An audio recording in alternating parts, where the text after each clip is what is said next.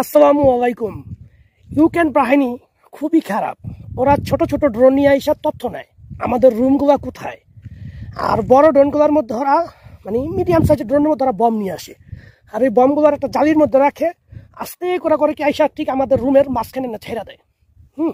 তো এই ড্রোনগুলো আপনাদের আজকে দেখাইতেছি, দেখেন কিরকম। এই দেখেন সেই ড্রোনগুলা, এটা হচ্ছে মাদারি ড্রোন যেগুলোতে বম ক্যারি করে। এটা হচ্ছে ছোট ড্রোন। এটার মধ্যে ওরা করে কি তথ্য নেয় আইসা, ওরা যে রাউটারের মাধ্যমে ওরা তথ্য নেয় যে আমাদের লোকেশনটা কোথায়। এটার মধ্যে ওরা বম ক্যারি করে, এটার মধ্যে ওরা তথ্য নেয়। এই যে এটার মধ্যে তথ্য নেয়, এটার মধ্যে তথ্য নেয়। ঠিক আছে, সবচেয়ে বেশি স্মার্ট তথ্য নেয় হচ্ছে এই যে এগুলা, এই ড্রোনগুলা খুবই তথ্য নেয়।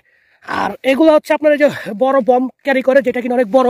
এই যে জালির মধ্যে আটকাইয়া পরে করে কি এটা এভাবে কাইট করে ঢাকা দেওয়া জায়গা ড্রোনটা। আর এই হচ্ছে সেই ড্রোন। এটার মধ্যে এই যে ব্যাটারি, ব্যাটারি আমরা গুলি করে নষ্ট করে ফেলাইছি। এই যে দেখেন, এই যে দেখেন শুয়োরের বাচ্চারা কি করে।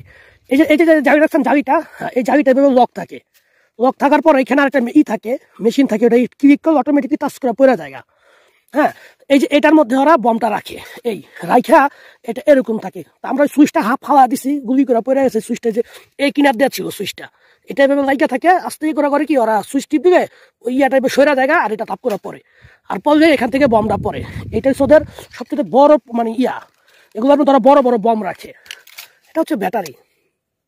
দেখছেন এই যে সুইচটা, এই যে দেখেন, এই যে দেখছেন সুইচটা, এই দেখেন কুত্তার বাচ্চারা এত বড় এটা জম খেয়ে গেছে অবশ্যই। এটা মেশিনের মাধ্যমে চলে। এই যে দেখেন, এই যে সুইচ, এই সুইচটাই ওই যে জালির মাঝখানে তার দুই পাশ দিয়ে আটকে রাখে। এই যে আপনার দেখাই, এই যে দেখাই, এই যে দেখছেন, এই থাকে।